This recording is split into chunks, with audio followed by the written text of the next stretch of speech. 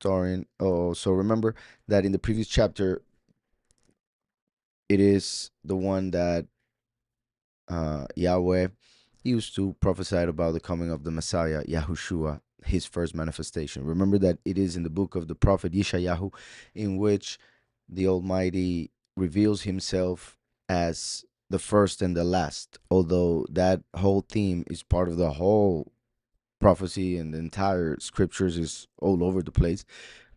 It is in this book, the one in which he actually says it that way three times. um, well, the third is a little bit different than the previous, but it is always using those two terms, first and last. So in this book, he reveals also the birth of the first and the birth of the last in chapters 7 and 9.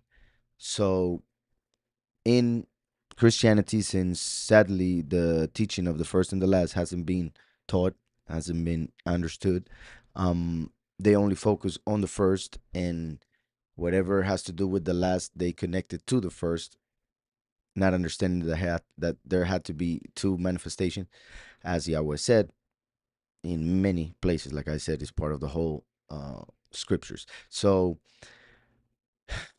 in chapter 7, Yahweh reveals the manifestation of the first, and everybody understands that in Christianity because it says like being born from a virgin, right?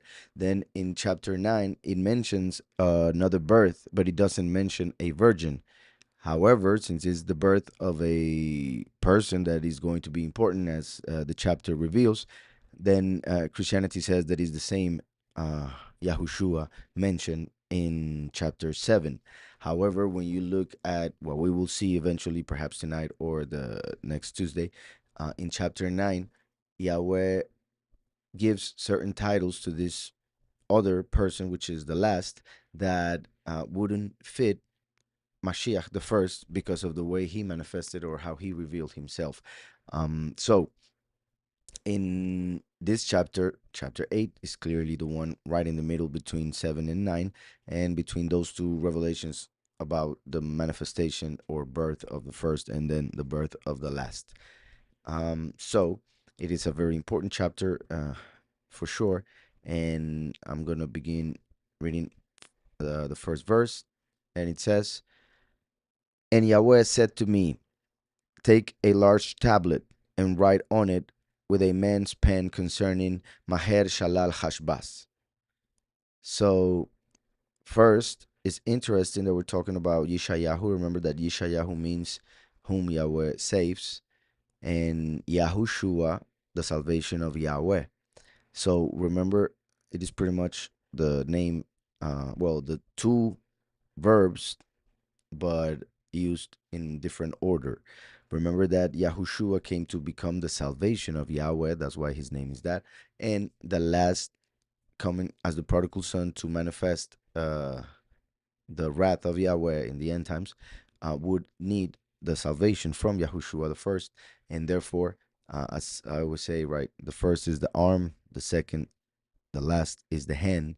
And that's why in Isaiah, also Isaiah 63, Yahweh reveals that when he comes as the last, he will save himself by having come before as the first, Yahushua, to bring salvation. So, all of that to say that remember that the prophets themselves represent the last, the prophet, like Moshe. Yet what they prophesied mainly refers to the Messiah, Yahushua, the first.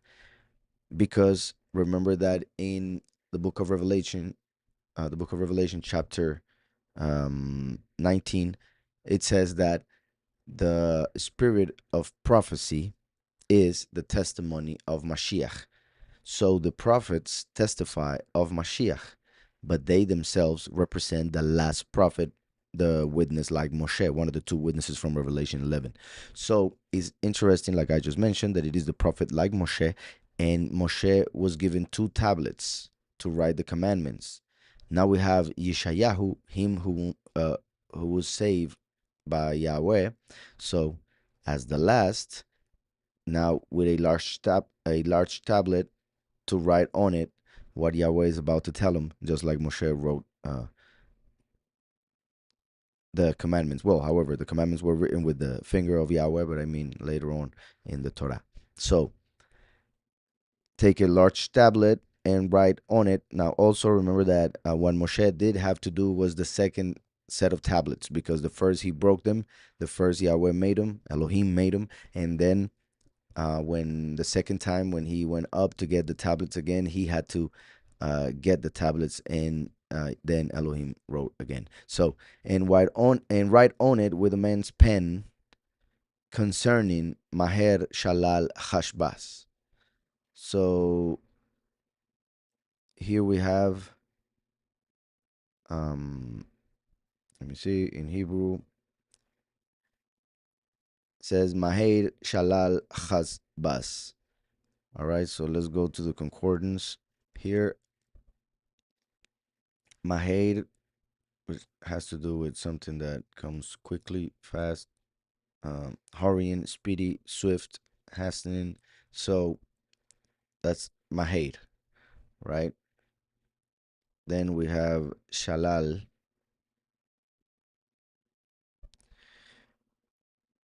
which means prey, plunder, spoil. Then we have Hash Bas. Says here Hash comes from the word hush, and it means again to hurry. So it is a synonym, right, of Maher. And lastly, Bas, which would be a synonym of spoil. Uh, Here we go, spoil, right? Robbery. So Yahweh is saying it twice because, like I was saying, Yahweh is first and last in this reality. Because, well, for those who may not understand that so well by now, um, remember that Yahweh is one according to Deuteronomy. However, when it comes to this reality, he created duality. That's why there is up and down. There's right and left. There is cold and hot, etc., etc. So everything has two sides in this reality. There is duality, beginning and end. So when Yahweh would come to this reality, he would have to manifest according to the laws of this reality because he made it. So he would manifest twice. And that's why in Isaiah it says that he is the first and the last, because he who is one, when he would come here, he would do it twice because of that duality as first and last, priest and king, right? Arm and hand, sword and bow, and etc., etc. So water and fire, the lamb and the ox, etc. So um here and in every part of the scriptures, when Yahweh says something, he most of the time, if not all the time, he says it twice to confirm it, because there needs to be two or three witnesses to confirm everything according to the law, according to the Torah. So Yahweh himself, he confirms what he says by saying it twice, with different words, but pretty much meaning either that what he is saying is going to manifest for sure, and also meaning that it's going to happen at least twice. There will be a double fulfillment in a different level, each fulfillment of whatever prophecy it may be, and in this case, Maher Shalal Hasbas. So, also, let me take the whole thing, Lemaher, including the Lamed. So, just to see the numerical value, which would be 952. And if we take out the Lamed, it will be 922. Now let me see something else. And another site, 922. Well, this would be the words that connect with Maher Shalal Hasbas. And it's interesting that it says possess, right? And we saw that there's a connection with spoil. Then it says secret, another word connected with it. And mm, I must say it's not just the root of secret, but it is a whole well, a word with other letters from First Samuel chapter 5 verse 9. And also, oh, my bad. I'm sorry, I thought I had put the image already, maybe because I'm seeing myself on TikTok. All right. So, uh, my bad. So this is what I was showing, right? The numerical value of Maher Shalal Hasbaz, which is 922. And this would be the words. But how interesting that also Betikbati and my hope has the same numerical value. So even though what Yahweh is revealing is something that will bring destruction to the land and to the people, it will be there will be also hope for some, for the chosen, as he also will reveal in the same chapter in a moment. Um, and the verse from Job 34:3 says, "For the ear trieth words as the mouth tasted meat." Same numerical value as Maher Shalal Chazbas. And that was, so yeah, it was 952 if we added the Lamed that was at the very beginning. And I'll just look at this and then we'll continue. Um,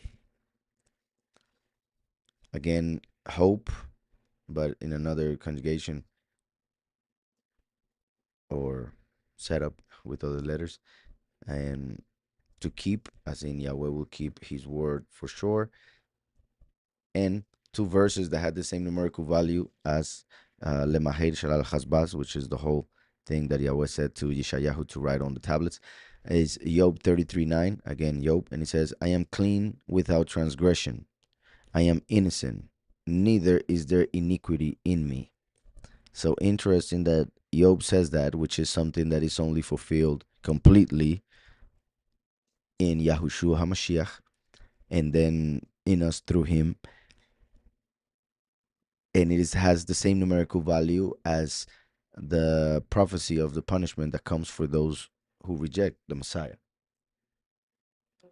So also Psalm 135 verse 14, it says, "For Yahweh will judge his people and he will repent himself concerning his servants." So very interesting that it has the same numerical value as we are what we are about to read. So for Yahweh will judge his people and he will repent himself concerning his servants. So going back here, and Yahweh said to me, "Take a large tablet and write on it with a man's pen concerning Maher Shalal Hashbaz." So how interesting that Yahweh is saying that right after he mentioned that his first manifestation would be through a person who would be born from a virgin. And he did it, and then they rejected him. In fact, just today, a brother from the congregation sent me a video of a a poo, as Karen would say, and and they were saying how how they reject the Messiah. They say that he was born from rape, and they have several things that they say about him, um, like that he was a son of a Roman soldier named Pantera, and many other things regarding where he is right now, according to them. And of course, they call him Yeshu, which, as you know, is a curse, a Jewish curse, that the most common, famous Jewish curse, which means that his name and memory may be uh, blooded or, well, deleted, destroyed. Um, and that is where they later made the name Yeshua, and then Jesus, and then Jesus, right? So, um, all of that, um, to say that how interesting that Yahushua came, he fulfilled the prophecies, one of them being Isaiah 7, and right after in Isaiah 8, the first verse mentions the spoil and the destruction that comes to the people, his people, for rejecting him. For he came to his people, yet they did not accept him, as we see in John 1. So, just like it happened, Yahushua left. He went to the Father at the right hand of the Father, as he was prophesied in Psalm 110. And once there, at the right hand of the Father, after 40 years passed on earth from his ascension, the temple was destroyed in the year 70. And it is very interesting that even in their Talmud, they have written that the um, the um, the temple, well, during the last 40 years of the temple, which would be the time from Mashiach's ascension to the destruction of it, the last 40 years, the light in the temple, the menorah would um, go off, like go out, I should say, at night when it should be lit 24/7, yet it would go out, showing that the light had left. Also, they would come to the temple and the doors would be completely open, uh, showing and connecting it to a prophecy in the Tanakh regarding how when the doors open, destruction would enter. So they knew that destruction was coming when they saw that the doors would open by themselves. Also, you know how in Yom Kippur they would throw lots for two male goats to see which one would be for Yahweh and which one would be for Azazel. Well, for 40 years, they always had the same result, and Azazel would fall on the right hand, which is not how it's supposed to be. And the scarlet, which is the fourth sign, the scarlet thread that would become white, did not become white ever again after Mashiach's sacrifice, showing that the presence of Yahweh had left the temple.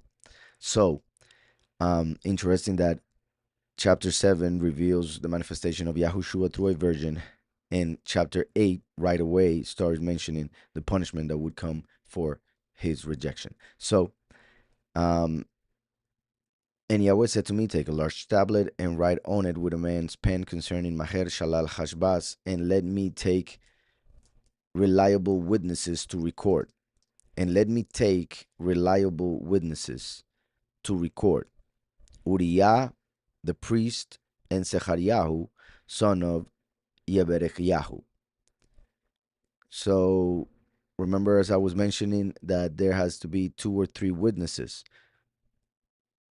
Yahweh says it right here, and let me take reliable witnesses to record. Uriah, the priest, and Zechariah, son of Yeberechiahu. That's why Yahushua, as the lawyer, sends 2 witnesses during the end times, as we see in Revelation 11. Uriah means the light of Yah, the light of Yahweh. And the priest, and Zechariah, son of Yeberechiahu, which would be he whom Yahweh remembers, the blessing of Yahweh. So the light of Yahweh is whom Yahweh remembers to give the blessing of Yahweh. And as we know, Yahushua said, I am the light. So, and when I went to the prophetess, right, basically his wife, and she conceived and bore a son. And Yahweh said to me, call his name Maher Shalal Hashbaz. Imagine that. So this shows the importance of names. It shows how a name brings a spiritual message. And in this case, Yahweh was telling the whole people of Israel what was going to happen, what was about to happen through the name of this child, the name of um, the son of the prophet YishaYahu. So it's also um, well, I wonder, and I would have. Well, eventually we will see. I guess we will talk to him and see how was his life, his personal life. How, uh, like I hope it was good, but because of the name, it could have brought um some pain, perhaps, to his life. But obviously, since Yahweh is the one telling this to YishaYahu, Yahweh would have control and protection over him, using him as a sign. Um, but also remember, Yahushua is the main sign, and he had to suffer for us. For love, love is suffering, right? Um, as we see in 1 Corinthians 13. So we read here, call his name Maher Shalal Hashbaz. For before the child knows to cry, my father and my mother, the riches of Dameshek and the spoil of Shomrom is taken away before the sovereign of Ashur.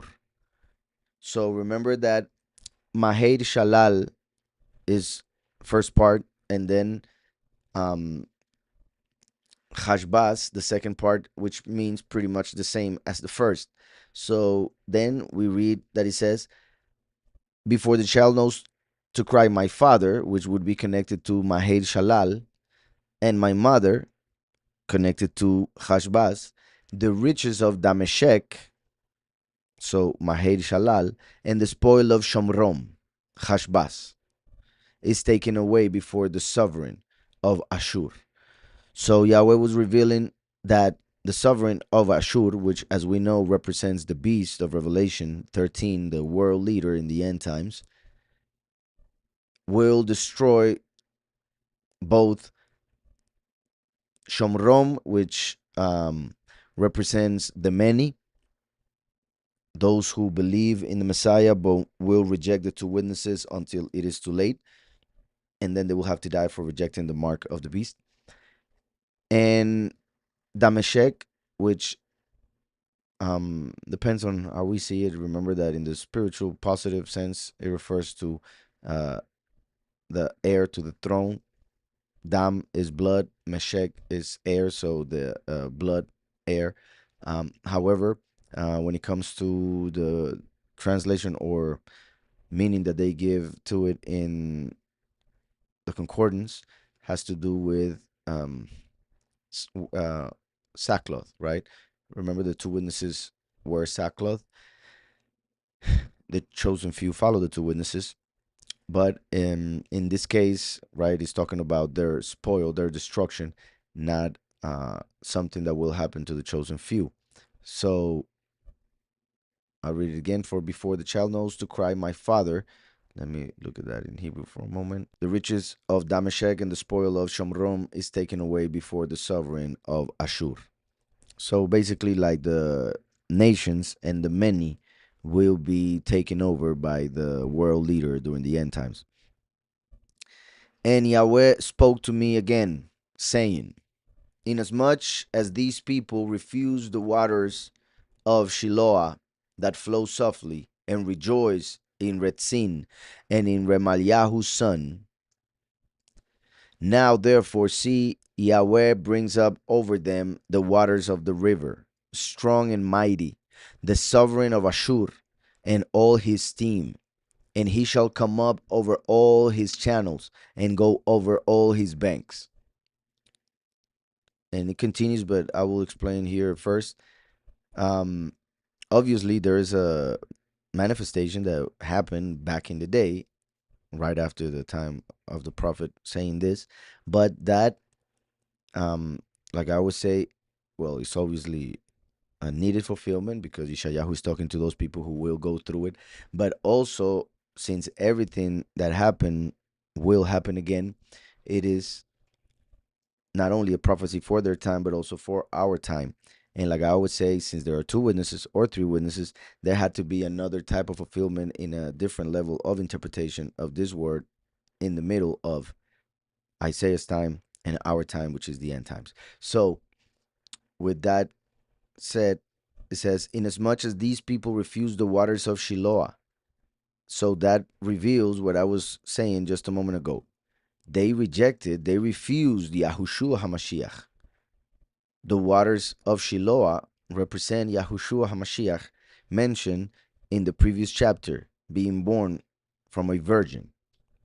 Inasmuch as these people refuse the waters of Shiloh. Let me see how Shiloh is written here in Hebrew. Verse 6, it says, Ya'an kimaz ha'am hazeh et mei hashiloach. Mei hashiloach, the waters of Shiloh. Now, here are a couple things that are very interesting. Where, first of all, Shiloh means him who was sent. Shalach is he sent. So now, this is water, and we know, well, just in case, Ma'im is waters, but since it is the waters of Hashiloach, then the mem is taken out, and then it is pronounced Mei Hashiloach, right? And still waters of Shiloach without the mem, right? But that is something very interesting to see here, because as you guys, some of you may already know, remember that this word right here, mem yud, without the vowel points, of course, just mem yud, can also be pronounced and would be pronounced me, which means who, right? As in, who is the one who ascended and went down, as in Proverbs 30, verse 4, where it says, what is his name and the name of his son, if you know, right? So in that teaching of Proverbs, which is very, very powerful, we see that the word me is mentioned 4 times, and then the word ma is mentioned twice. So we have 6 times, right? Like the 6 millenniums. 4 times me, as in who, which is the meaning of me. So 4 millenniums, and Yahushua came to show who is Yahweh. So Yahushua represents the me. The last is the ma, which means what, because he reveals what Yahweh, Yahushua, said. So here we see that it says, Mei Hashiloach, the waters of he who was sent. Yahushua is the water, and he was sent by the Father. And he is also the who, because we could see this as who was sent. And then the question will bring us to, obviously, Yahushua, the one who was sent as the water of life. And interestingly enough, here we have right before May waters, we have Aleph Tav, which is a word that doesn't have a translation in English or in any other language, but it appears several times, many times in the scriptures, to show or reveal that there is something else hidden that is not being said plainly in the text. And obviously, it has to do with the first and the last, because Aleph and Tav are the first and last letters of the Aleph Bet, the Hebrew alphabet. And that is why Yahushua says in the book of Revelation, I am the Aleph and the Tav, which was eventually turned into Alpha and Omega in the Greek alphabet. So, going back,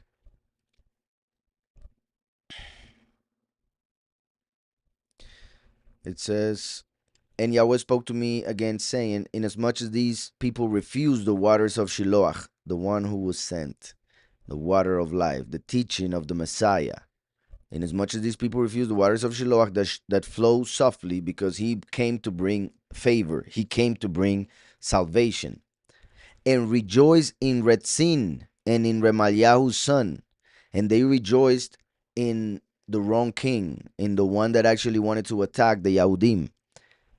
Now let me go and show it, these 2 names which we saw last week. Retzin, firm, Ramalyahu, protected by Yahweh.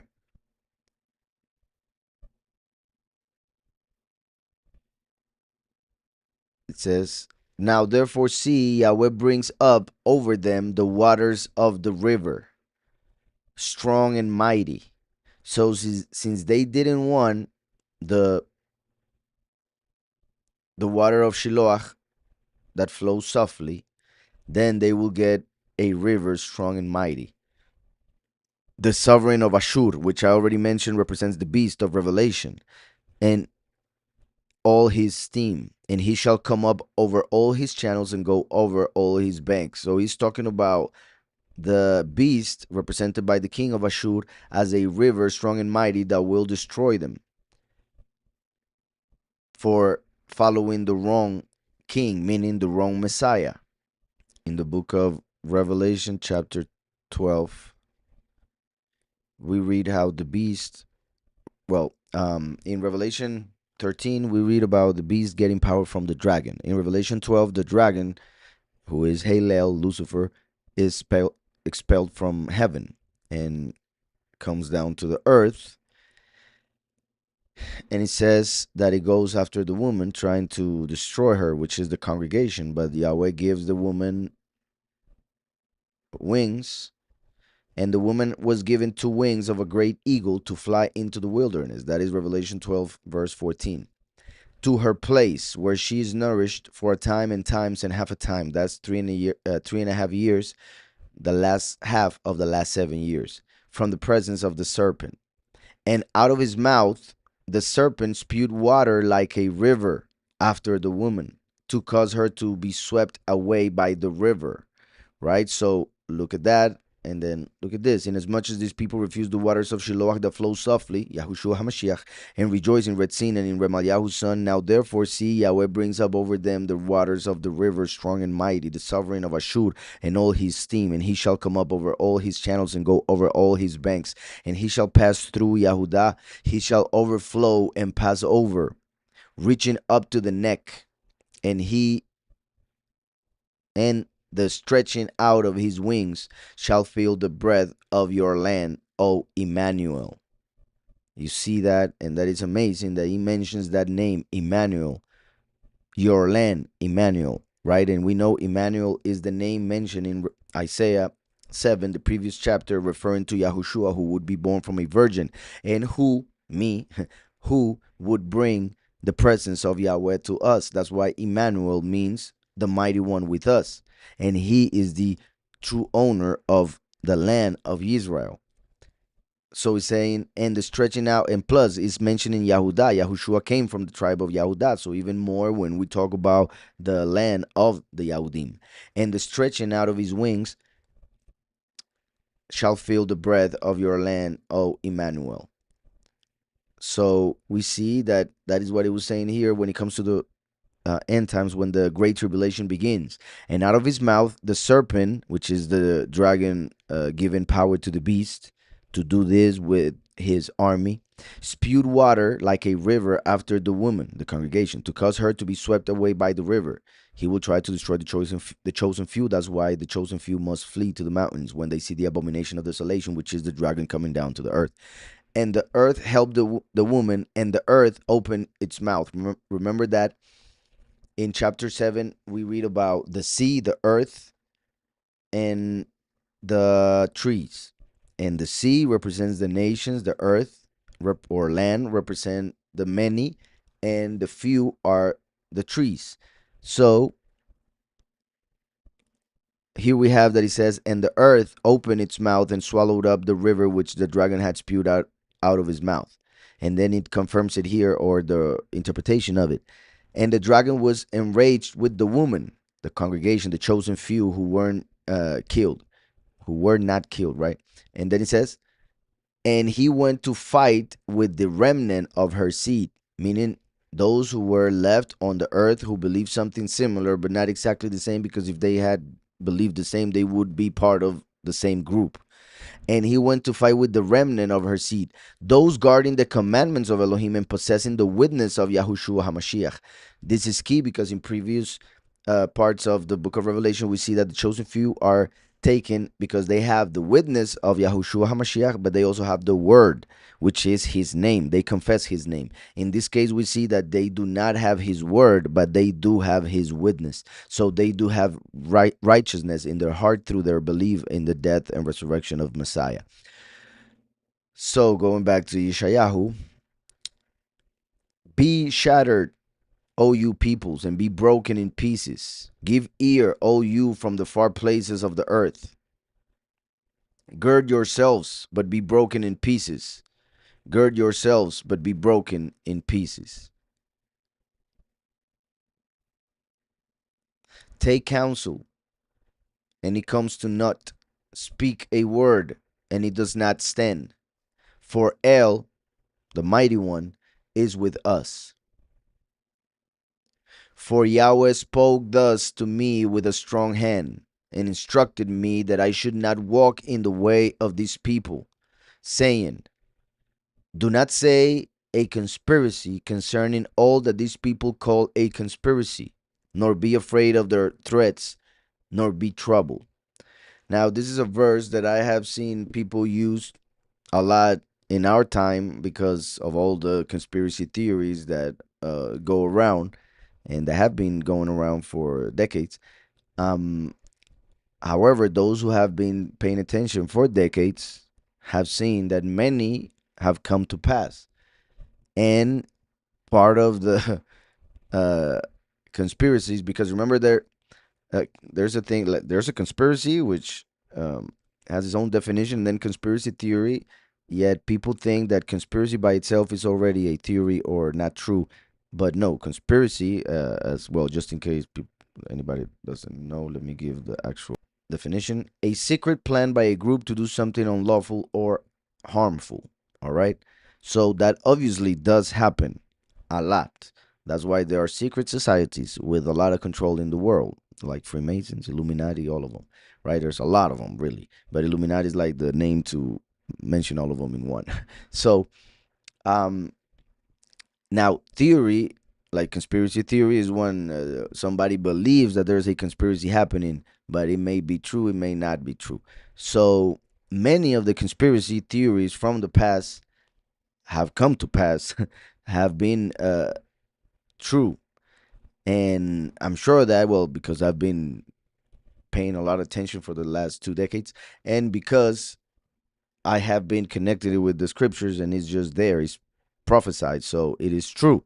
However, part of the conspiracies is to create false conspiracies in order to make those who believe in conspiracies look nuts, right? So there are some who are not true, and that's what they will use against you, right? But here, so they normally use this verse to try and say that there are no such thing as conspiracies. But that's not what Yahweh is saying. He is saying, do not call everything a conspiracy. Not everything is a conspiracy. Some, but not everything, right? They conspired to kill Yahushua HaMashiach, for instance, right? But we need to understand over any idea that we may have regarding any so called conspiracy that Yahweh is in control over all things that happen. So we shouldn't be so concerned with the conspiracies because we may go crazy if we don't take into account that Yahweh has control. He already saw it and he already said what's going to happen to them who are conspiring against us in the book of Revelation. So do not say a conspiracy concerning all that these people call a conspiracy, nor be afraid of their threats, nor be troubled. So you see, there are threats, there's trouble. So Yahweh is saying, do not be afraid of all of those things that they want to bring against you. Yahweh of hosts, him you shall set apart. Let him be your fear, and let him be your dread. Right? So don't fear the world. Don't fear the enemy. Don't fear Trump. Don't fear uh, Iran. Don't fear this world in general. Don't fear Satan. Let Yahweh be your dread, your fear. And then everything will dissolve, every other fear that you may have. If you give all to Yahweh, He will set you free from it. And remember that love takes out all fear. If you are perfected in love. So be filled with love so that you may have no fear. The less love you have within, the more fear you'll have. The less, obviously, faith and trust in Yahweh, the more anxious you'll be. So, Yahweh of hosts, him you shall set apart. Let him be your fear, and let him be your dread. Once again, twice. Fear and dread. First and last. And he shall be for a set apart place. Yahushua came and he said, destroy the temple and I will raise it up in 3 days. He was talking about his own body, the true set apart place. And through him and through his blood, we become a set apart place ourselves. Remember that the chosen few are the temple. Each one is a stone in the temple. And he shall be for a set apart place, but a stone of stumbling and a rock that makes for falling to both the house of Israel, as a trap and a snare to the inhabitants of Jerusalem. Those were words that were also quoted by the apostles because they realized that they were manifested in the time of Yahushua, which confirms what I've been saying regarding the previous chapter and this one. How Yahweh was saying, because you rejected the waters of the one whom I sent, then you will get a river that will take you all. And that is like what Yahweh says in Thessalonians, because you did not have love for the truth, Yahweh will send a deceiving power so that they believe the lie. So since people did not want the truth, since Yahweh is good, Yahweh will give them what they actually want, which is a lie, an illusion, which is the false Messiah, sadly. So, and he shall be for a set apart place, but a stone of stumbling and a rock that makes for falling. Again, two things: a stone of stumbling and a rock that makes for falling. Yahushua is the cornerstone, but to those who do not believe, they stumble on him. They stumble on the truth. Since they don't accept the truth, they miss the point of life of the scriptures. They don't understand the scriptures, the interpretation of them, because they don't receive the Ruach HaKodesh, which comes in the name of the Messiah, as written in John 14:26. So, and he shall be for a set apart place, the temple, Yahushua, but a stone of stumbling for those who don't believe. They fall when they don't accept him as the true Messiah. And a rock that makes for falling to both the house of Israel, as a trap and a snare to the inhabitants of Jerusalem. And many among them shall stumble and fall. Now, when it comes to our time, many among them shall stumble and fall, right? What we just saw regarding the river killing the many after the beasts couldn't kill the chosen few. And many among them shall stumble and fall. And as we know, just like Yahushua, and that's why I mentioned that it was a stone and a rock, because first and last, it will be the same thing. That's why for Israel and Jerusalem, two people, that's why Israel became two parts, the north and the south. And many among them shall stumble and fall and be broken and snared and taken. Taken. Remember what Yahushua said. When you see the abomination of desolation, this is in Matthew 24 and in Luke 17 and in Mark 13, in different order, but Luke gives the perfect chronological order if you want to understand it better. Yahushua mentions three people, and he says, when you see the abomination of desolation standing where it should not be, flee to the mountains. So the one that obeys goes to the mountains. And then there are two. And then he says, because I tell you that that same day or that same night, two will be in one house, one will be taken, and the other one will be left.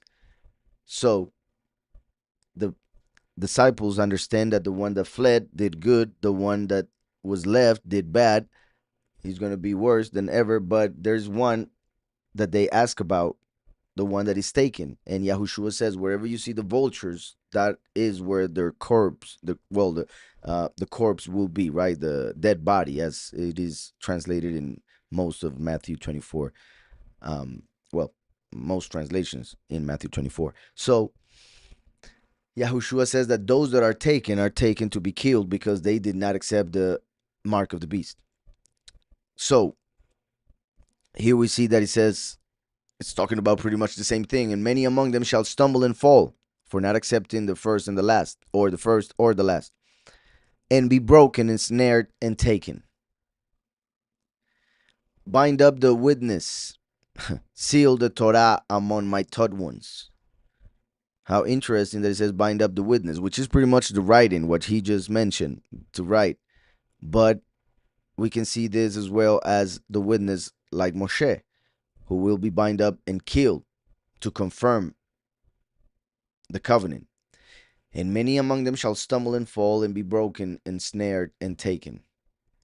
Bind up the witness, seal the Torah among my taught ones. Let me see this verse 16.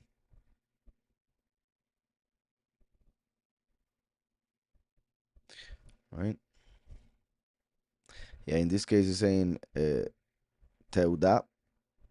So it is like testimony, not as in the one who testifies.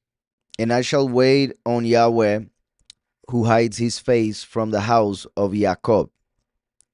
And I shall wait on Yahweh, who hides his face from the house of Jacob, and I shall look for him. Look, I and the children whom Yahweh has given me for signs and wonders in Israel from Yahweh of hosts, who dwells in Mount Sion. And when they say to you, seek those who are mediums and wizards, who whisper and mutter, should not a people seek their Elohim? Should they seek the dead on behalf of the living? This is a very important question. And it's very sad because a lot of people may read this nowadays and may think of those in the past in a certain way, and see them as less intelligent or whatever, not understanding that most people are still doing exactly the same. For it says, seek those who are mediums and wizards, who whisper and mutter. Should not a people seek their Elohim? Yahweh is saying, why are you going to seek those people, witches, or even whatever they call themselves, priests, pastors, or whatever, seeking a different Elohim than the one who saved you, who made you, and who redeemed you through Yahushua HaMashiach. So, and when they say to you, seek those who are mediums and wizards, who whisper and mutter. Here where it says whisper, if we go to the 19 in Hebrew, when they say to you, seek, it says haobot, haobot, that you see how we could read here abot, that means fathers. So those were people who would invoke the ancestors. They would make holes on the earth, and it is said that the spirits would come out of those holes that were called obot. So they would go and seek these um, wizards or whatever, who would try and bring their dead ancestors back from the dead. And many times, obviously, most of the time, were evil spirits acting as those ancestors. Ovot. Then it says, all right, those who know. And then it says here, those who whisper, Mesaf Safim. Mesaf Safim. This, let me see this word here in the concordance.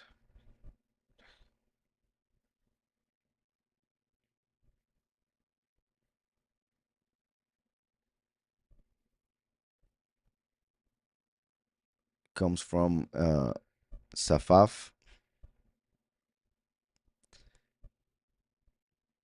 All right, like birds or talking to ghosts. And remember that birds represent fallen angels. Well, angels, but certain birds represent the fallen ones. like vultures, for instance, or the crow. All right. So basically, trying to communicate with the dead, with demons or fallen angels, which is what people do when they try to communicate with angels, when they try to communicate with extraterrestrials, right? Aliens. They are trying to communicate actually with demons, fallen angels, and also when they're trying to communicate with their ancestors and all of the things that they do in many different ways. But even when a person has an idol,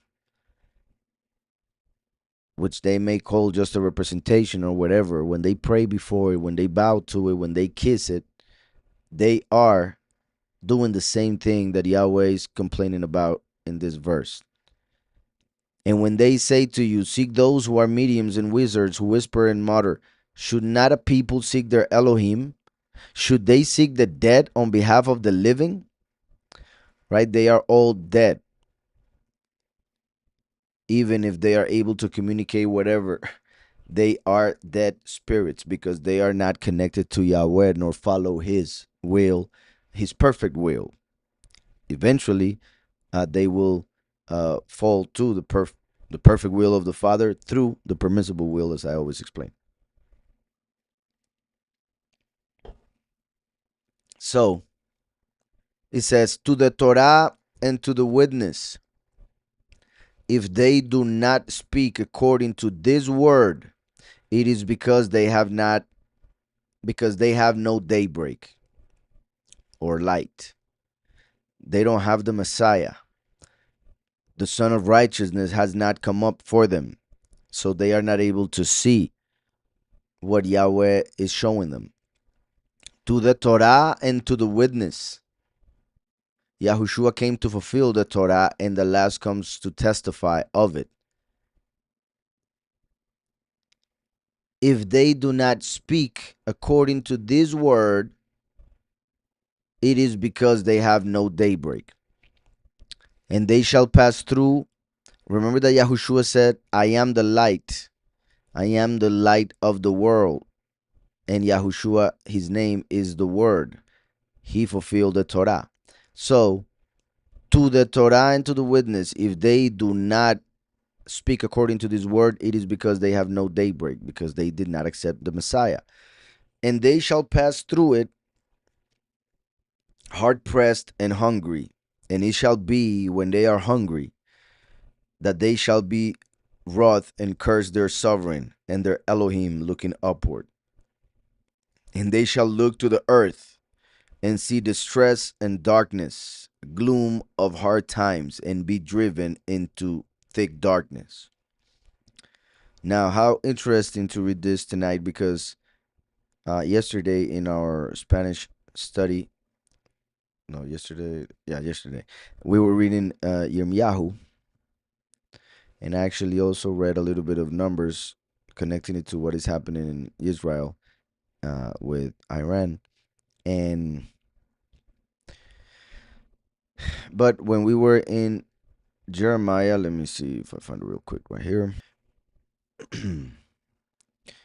Right around the end, it says here in verse 24, I looked at the mountains, and is Jeremiah or Jeremiah chapter 4, and saw they shook, and all the hills were swaying. I looked and saw there was no man, and all the birds of the heavens had fled. I looked and saw the garden land was a wilderness, and all the cities were broken down at the presence of Yahweh by his burning displeasure. In the 23, which is the actual one that I wanted to read, I looked at the earth and saw it was formless and empty, and the heavens, they had no light. Formless and empty. Bohu or tohu babohu, two words in Hebrew that are found in Genesis, in Jeremiah right here, and in Isaiah only, three times in entire scriptures. And the one in Genesis refers to the beginning of the creation of this reality in which we, humanity, live. And the other times in Isaiah and in Yirmiyahu is talking about the new creation that he will do right after the destruction of this one. So Yahweh reveals that right after what he will do, this earth will be once again formless and empty. So also that reveals certain things that I will say real quick. Um, when Samael fell, who is the first Satan, the first fallen angel, actually the first angel and the first one to fall, when he did fall, humans had not been created yet. So that's why when he failed and he wanted to make sure that Yahweh, who took him out of his place, um, he wanted to hurt in a certain way the creation of Yahweh, so he destroyed everything, and that's why it was empty and void, or formless and empty. Tohu vabohu. There are other interpretations for those same words or verses, but I'm just focusing on one of those interpretations. And like I said, then Samael, when he came down, he destroyed everything, so he was formless and empty in Genesis. And now Yirmiyahu says that he sees the earth in the future in the same way again. I looked at the earth and I saw it was formless and empty, and the heavens, they had no light. Right? Going back to Genesis, it says, in the beginning, Elohim created the heavens and the earth came to be formless and empty. And darkness was on the face of the deep, so there was no light. That's why Yahweh said, let there be light, or let light come to be. Right? Elohim said, Yahi or. So, going back to YishaYahu, and they shall pass through it hard pressed and hungry, like the third seal. Remember that if this that is happening between Israel and Iran becomes the third world war, then that will mean that is the second seal of Revelation chapter 6. And then for next year, the third seal would be open during the summer, according to what we have studied, right? And what I revealed in the book. And the third seal will be hunger, which would be this that we are seeing right here. And they shall pass through it hard pressed and hungry. And it shall be when they are hungry that they shall be wroth and curse their sovereign and their Elohim looking upward. And they shall look to the earth and see distress and darkness, right? The tribulation, gloom of hard times, and be driven into thick darkness, because the light, they rejected it.